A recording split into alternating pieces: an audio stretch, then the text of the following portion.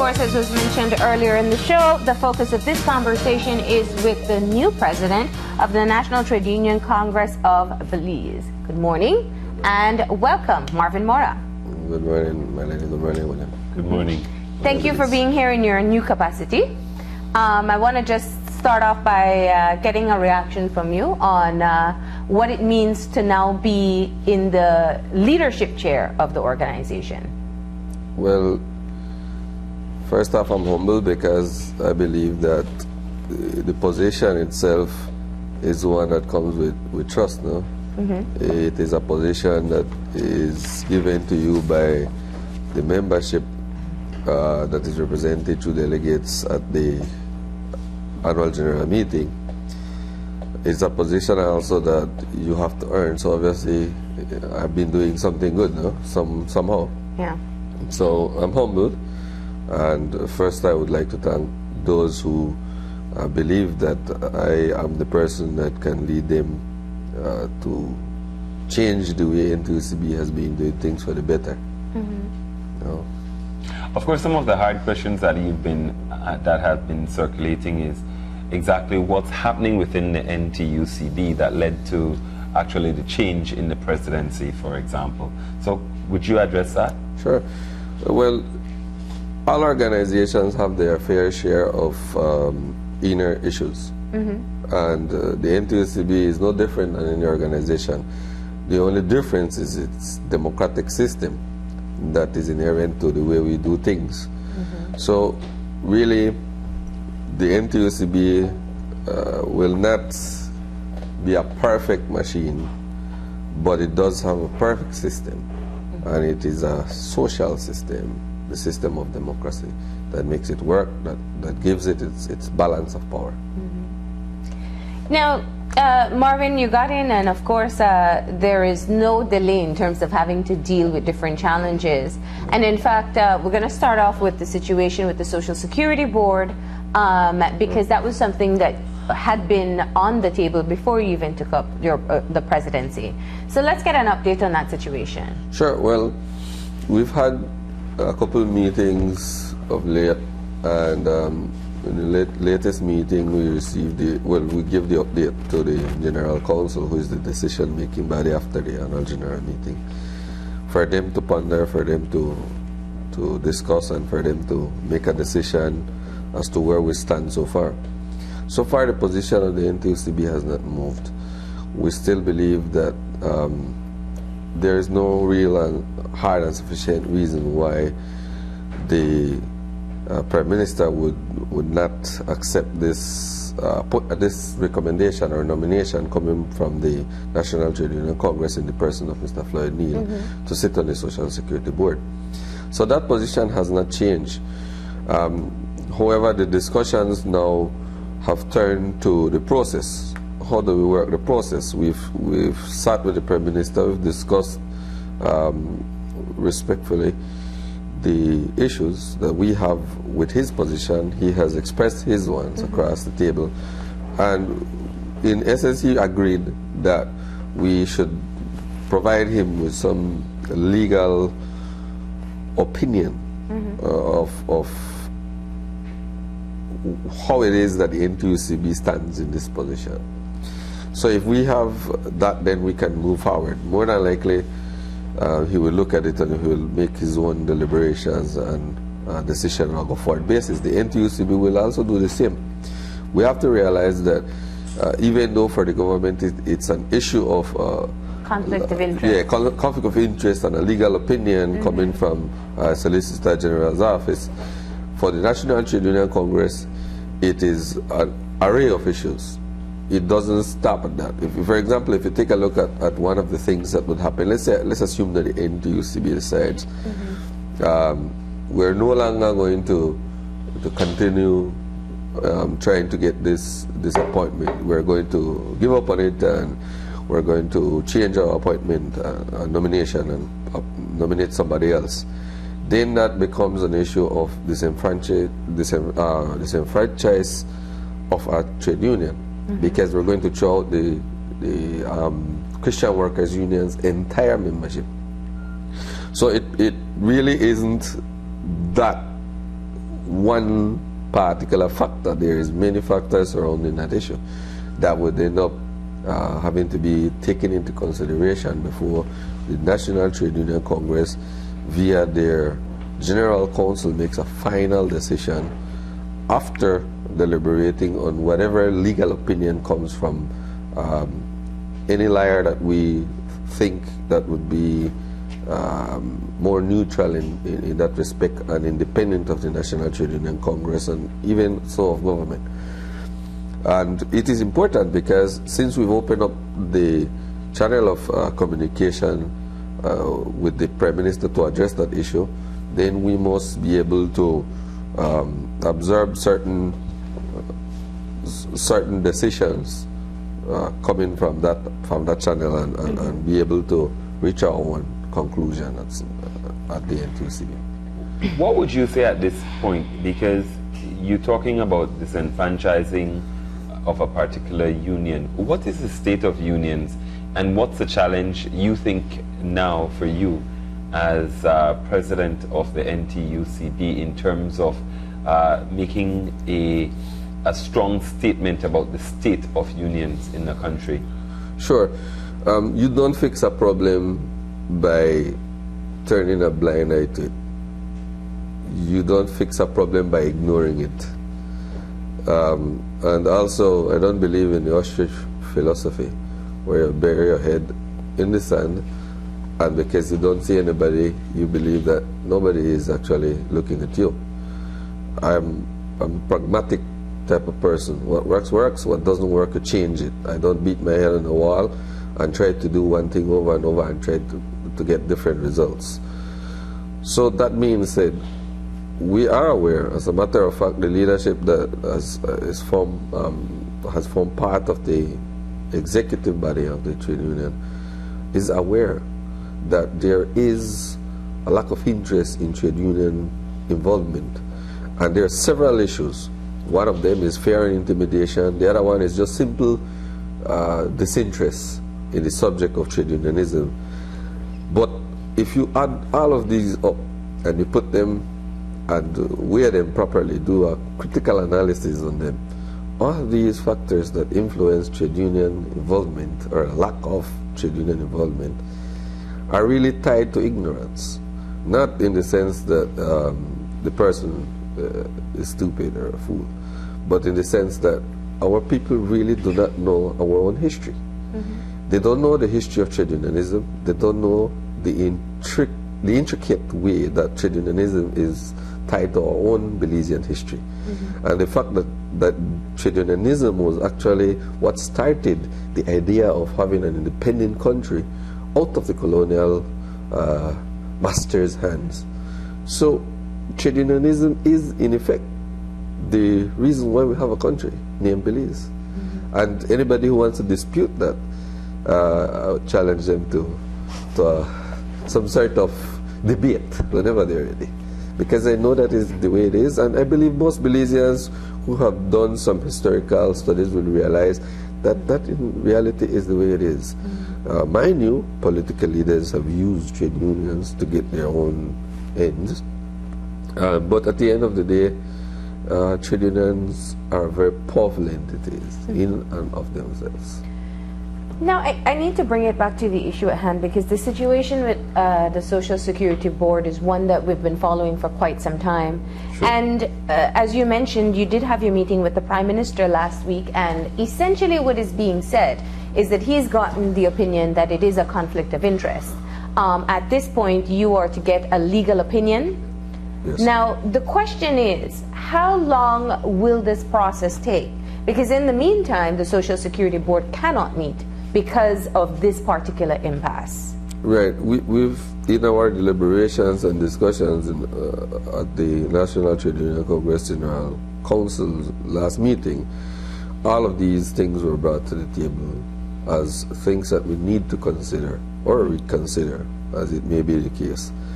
We do understand the importance of getting it resolved as quickly as possible. We've already contacted a couple of lawyers that we believe would give us two different opinions or similar, as the case may be, and we are hopeful that it would be resolved rather sooner than later. However, given the fact that we've already opened up that channel of communication to try and get it resolved, we will suffice that process. And we're hoping that at the end of the day, the decisions that are being taken are not decisions that are being taken for political motive. Yeah. We're hoping that the Prime Minister can make a decision that is unwaveringly unbiased, given whatever information we can provide him, as well as the other issues that N.T.U.C.B has to contend with. How convinced are you that you will be able to sway the mind of the Prime Minister at this point? I'm not convinced that I can sway the mind of anybody. What I'm convinced is that the Prime Minister has a duty to this country, and he has also a responsibility to the workers of these nations, of whose monies the Social Security Board is made of.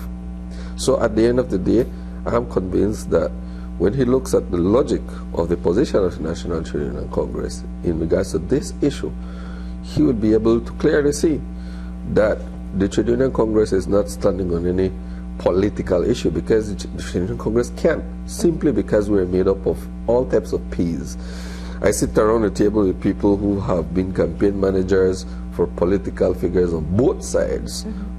And even more so, I sit at the table with people who hold dearly to their political loyalties. And I also sit with people who don't want to get involved in politics, not at all.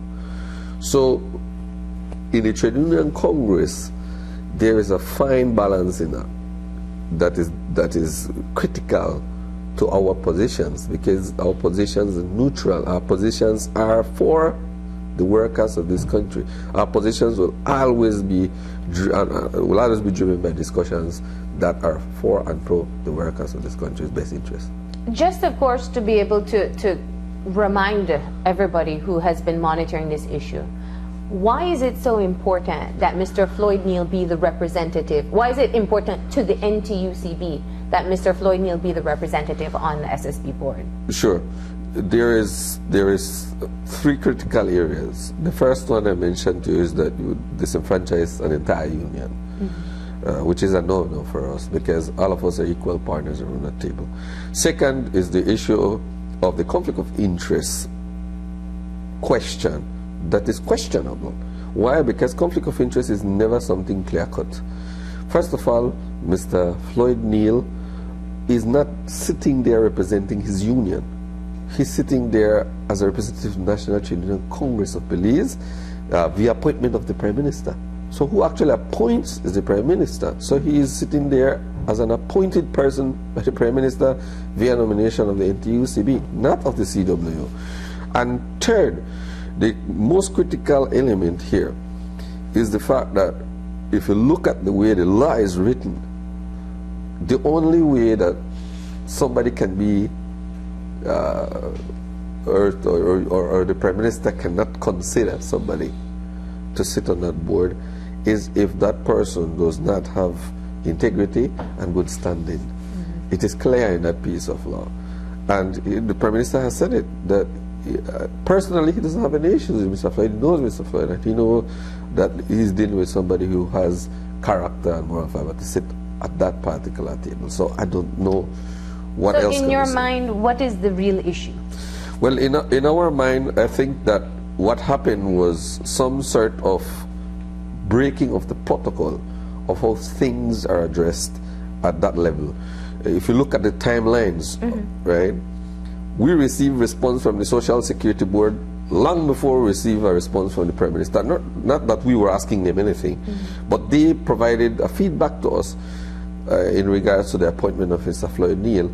And then we received the letter from the Prime Minister, which is the established protocol of communication channel. We don't have a communication with S.S.B.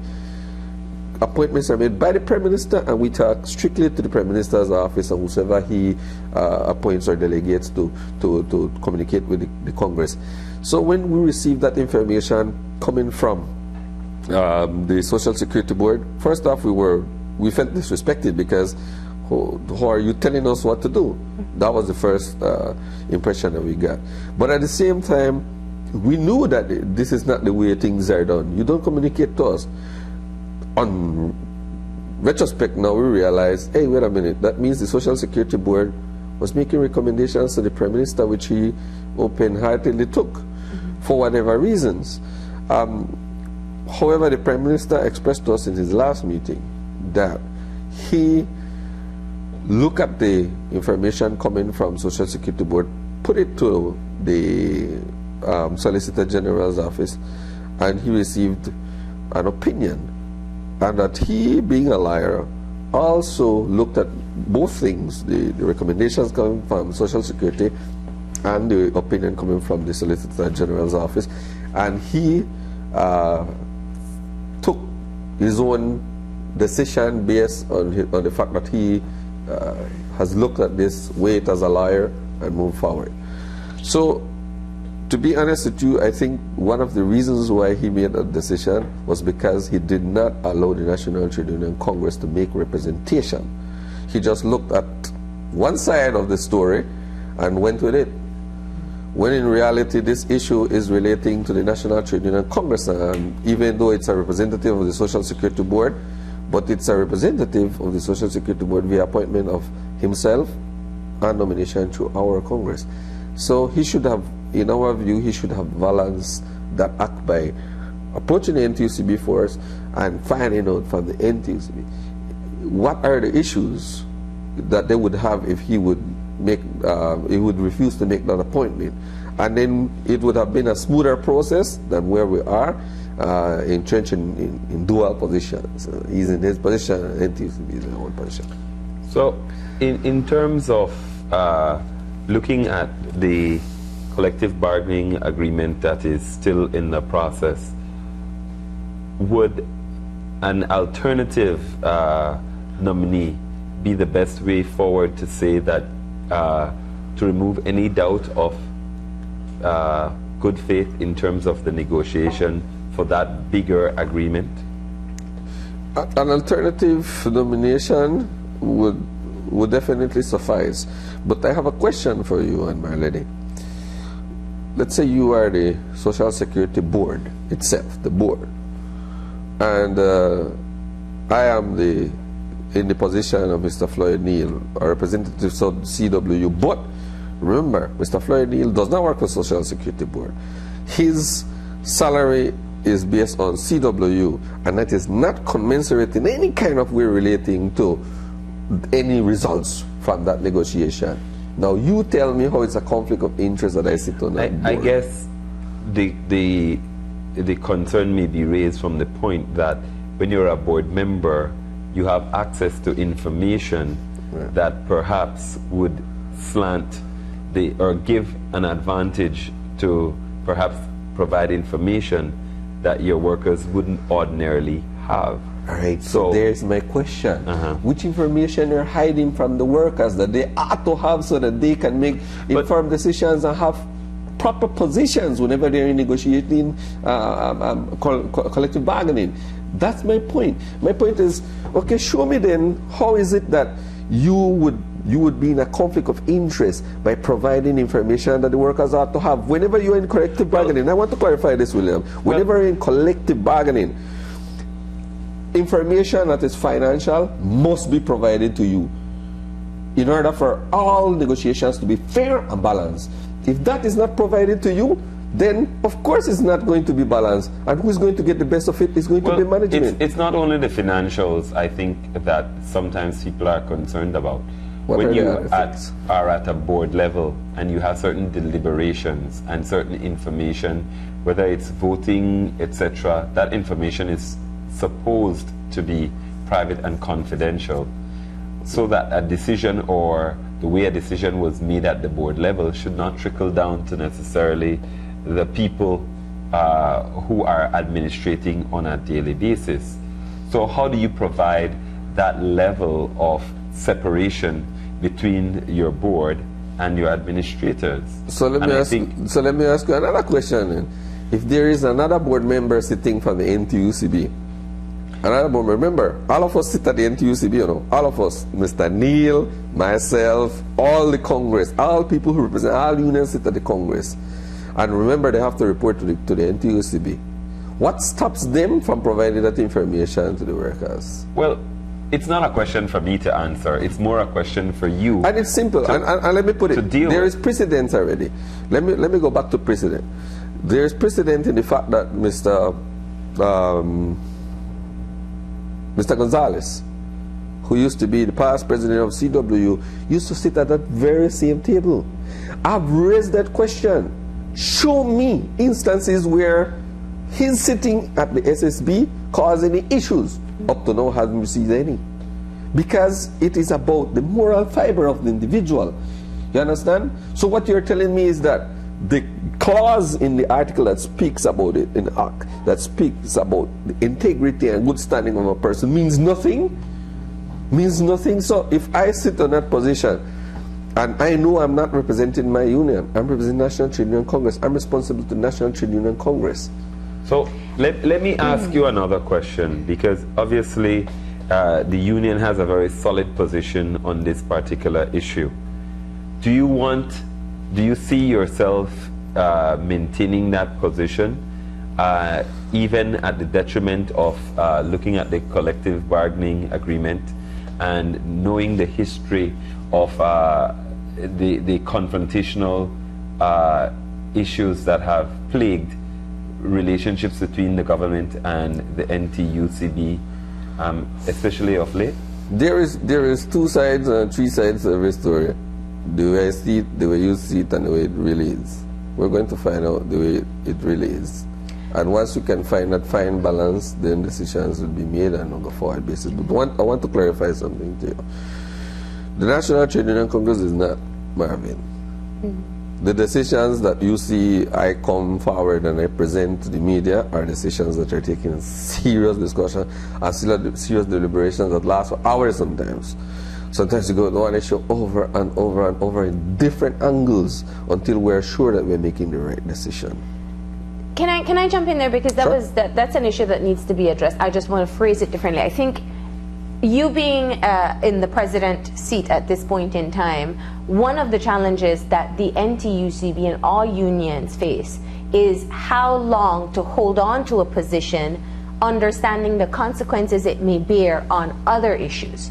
It happens when the teachers are out of the classroom and there's a threat that they won't be paid.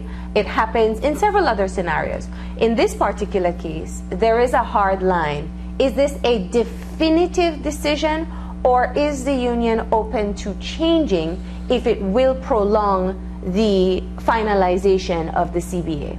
The finalization of the CBA is one of the factors. That's why I mentioned that there are several factors surrounding this issue.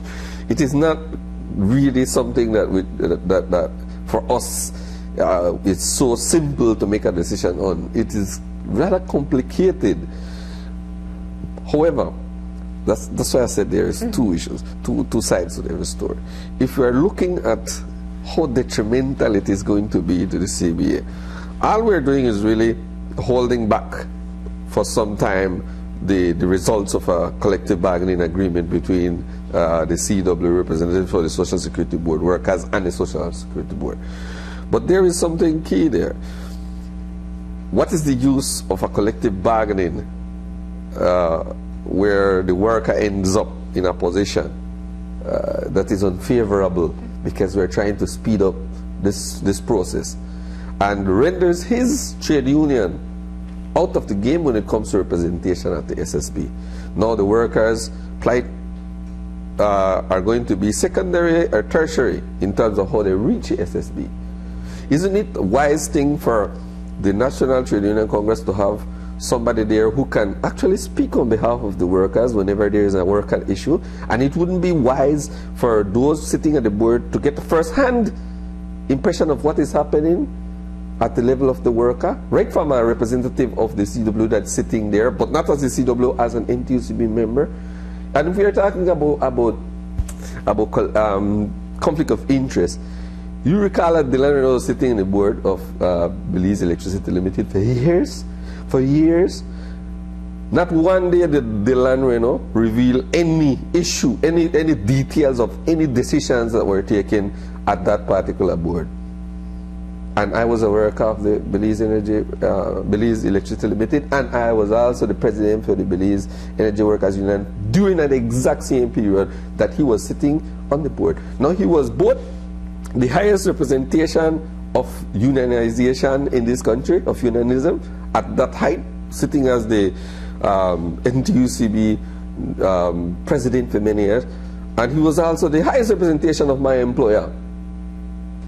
And the same S.S.B now that is saying, let's remove Mr. Neil. Mr. Neil is just the General Secretary of CW. He's at a work at S.S.B, and he sits at the N.T.U.C.B, same way, like Dylan. But he's not the president of the N.T.U.C.B. Your issue, your main point has been, and I want to ask if you brought it up with the Prime Minister, is the precedence that has been set. You mentioned that Mr. Gonzalez, who was the previous head of the CWU, has sat on the board. Yes. There has been a comparison drawn to Lois Young being on the board at the time when the investment was made in BTL, and also Net Vasquez as well. Were these issues that you brought to the Prime Minister as a part of your justification for why there shouldn't be an issue with the appointment of Mr. Neil? We do not personalize that in mentioning any name to the Prime Minister, but he obviously is aware that there were these conflict of interest, and not only with Lois but with several other members. And I explained to him that there are times when you have vested interests of things that come to the board, and as a board member you have to recluse yourself, and there is actually a part in the act that allows for that process to happen, so that whenever you feel, oh, I'm in a situation that may be interpreted, even may be interpreted as a perceived conflict of interest, then I have this channel that I can utilize so that I can make myself absent when we deal with this particular item, because I may be looked upon as having vested interest in this issue.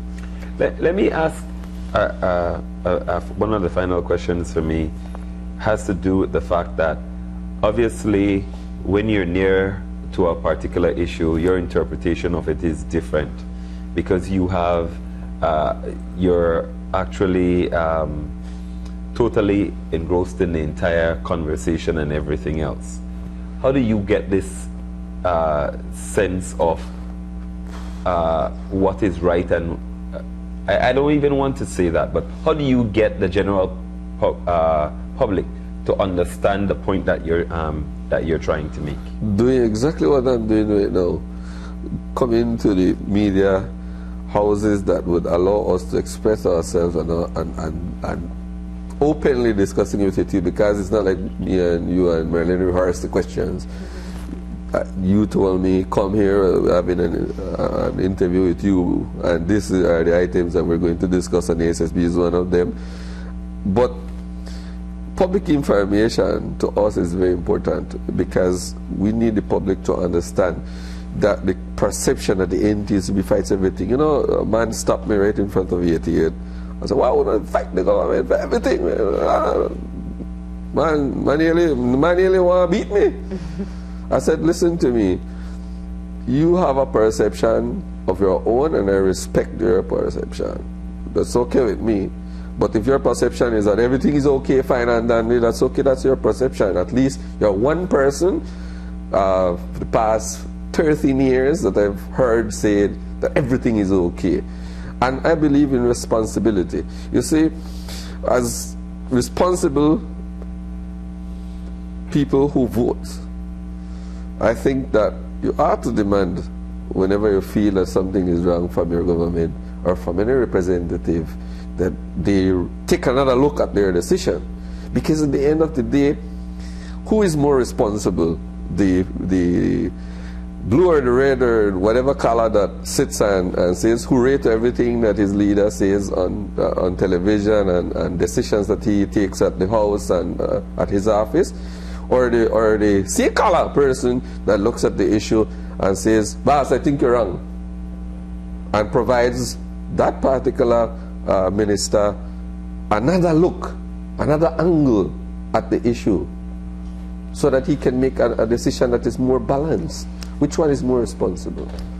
Now, in order to be able to wrap up this conversation, I want to get one thing from you in terms of your presidency. The National Trade Union Congress of Belize has been a part of several issues of recent. However, the advocacy movement has been a bit lacking.